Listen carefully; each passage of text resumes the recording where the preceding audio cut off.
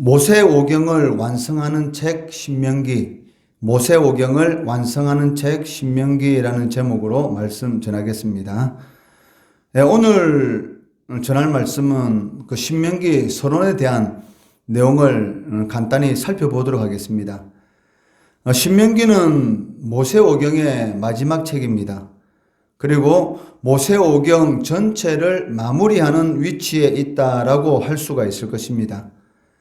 신명기의 내용은 이스라엘이 요단강을 건너서 가나안 정복 전쟁을 개시하기 직전에 마지막으로 머물렀던 이 모압 평지에서 모세가 자신의 죽음을 앞두고 있는 그러한 상황 가운데서 행하였던 이 고별 설교, 그리고 모세의 유언, 모세의 사망 기사 등을 기록한 책이다라고 할 수가 있습니다.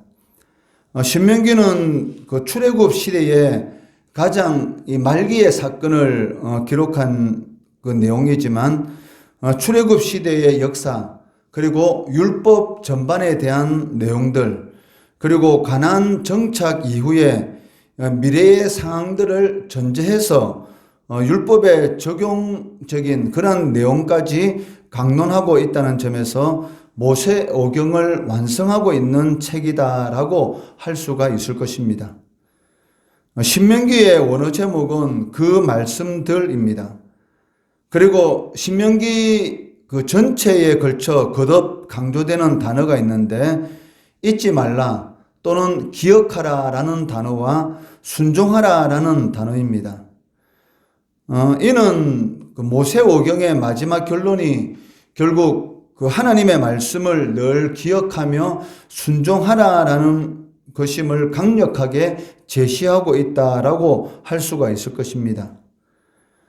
신명기는 크게 두 부분으로 나누어 살펴볼 수가 있는데 1장부터 30장까지의 전반부는 모세가 자신의 죽음을 앞두고 행한 고별 설교의 내용이고 31장부터 34장의 후반부는 모세의 유언, 그리고 모세의 사망 기사 등을 기록한, 즉 한마디로 이 출애굽 그 시대를 마감하고 이제는 가나안 그 시대가 시작되는 그런 내용들을 기록하고 있다라고 할 수가 있을 것입니다.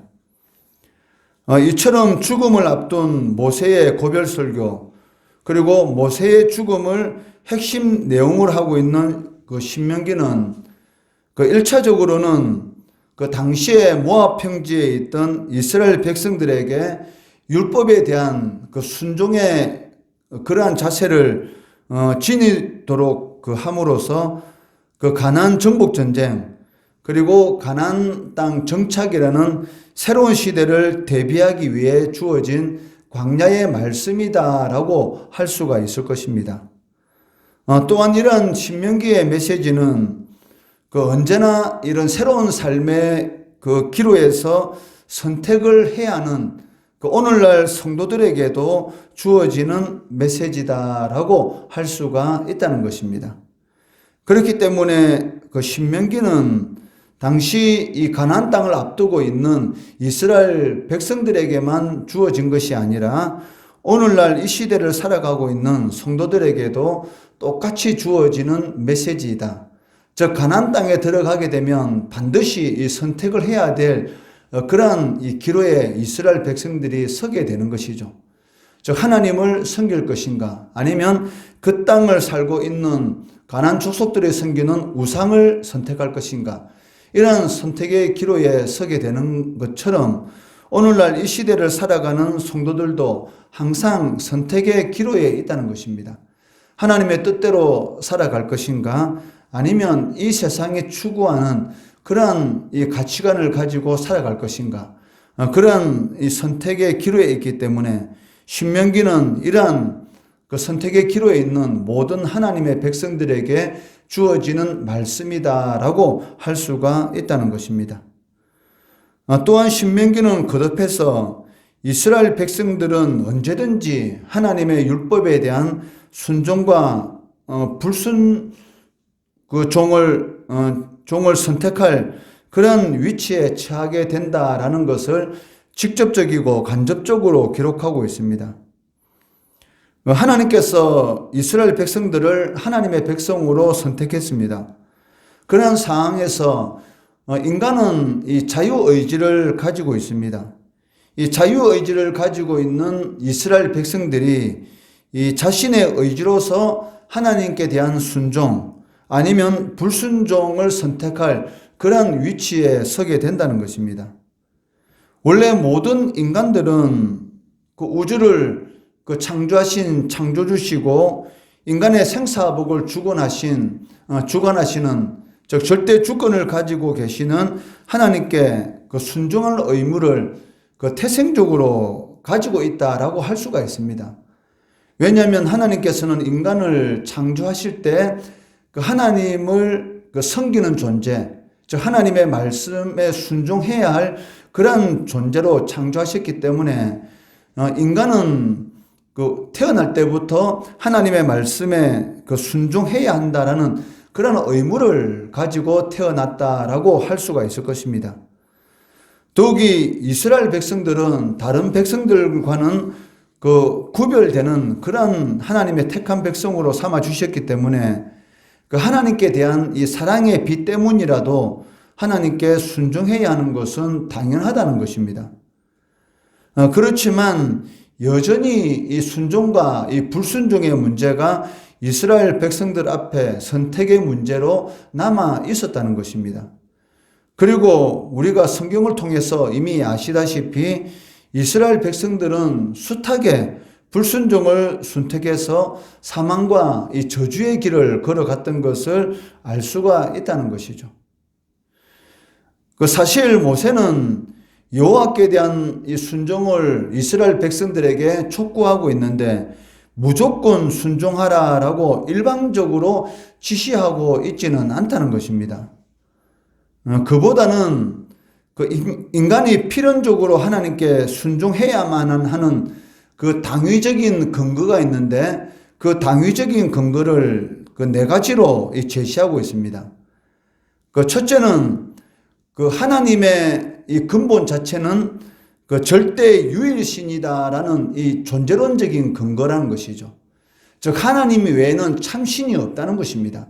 하나님만이 절대 유일하신 신이시기 때문에 너희들이 가나안 땅에 들어갔을 때에 많은 우상들을 보게 될 건데 그러한 이 우상을 신으로 섬기면 안 된다는 것이죠.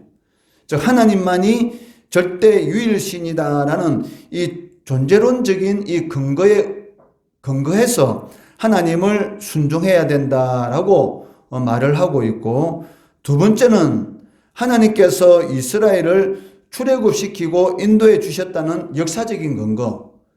하나님께서 430년 동안 애굽에서 종살이하던 이스라엘 백성들을 구원해 주시고 광야 40년 동안 사람이 살 수 없는 땅에서 보호해 주시고 지켜주시고 인도해 주셨다라는 이 역사적인 이 사실을 가지고 이스라엘 백성들이 하나님께만 순종해야 된다라는 그런 근거를 내세우고 있습니다.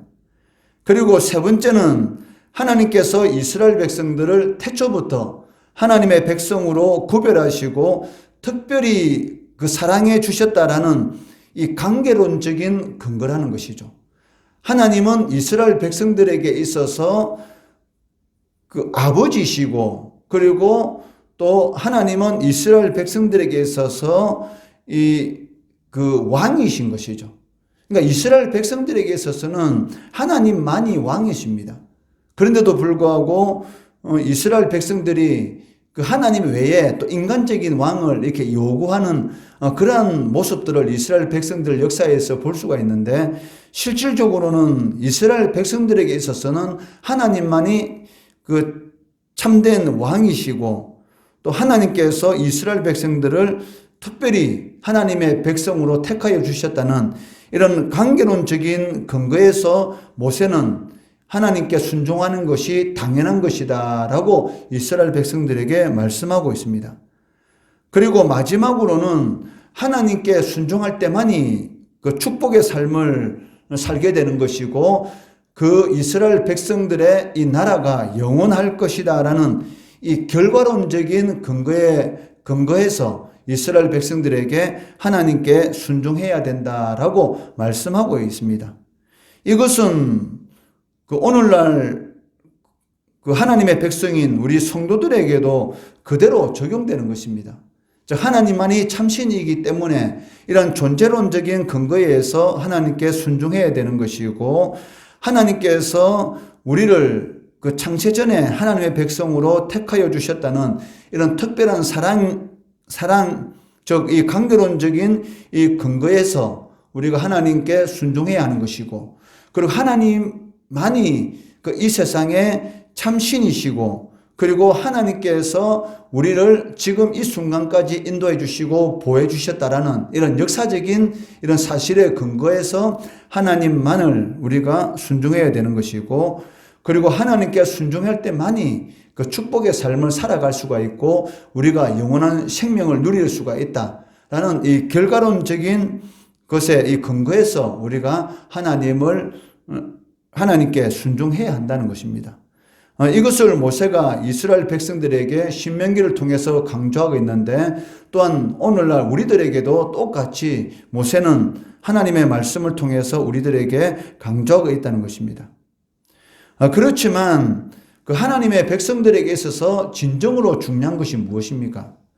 그것은 그 하나님께 왜 순종해야 하는가라는 이런 논리적인 이 근거보다는 그 하나님을 향한 하나님의 백성으로서의 뜨거운 사랑, 그리고 하나님을 경외하고 그 말씀을 현실 생활에 묵묵히 나타내야 한다는 그런 순종의 실천이 그 하나님의 백성들에게 있어서 가장 중요하다라고 말씀할 수가 있습니다.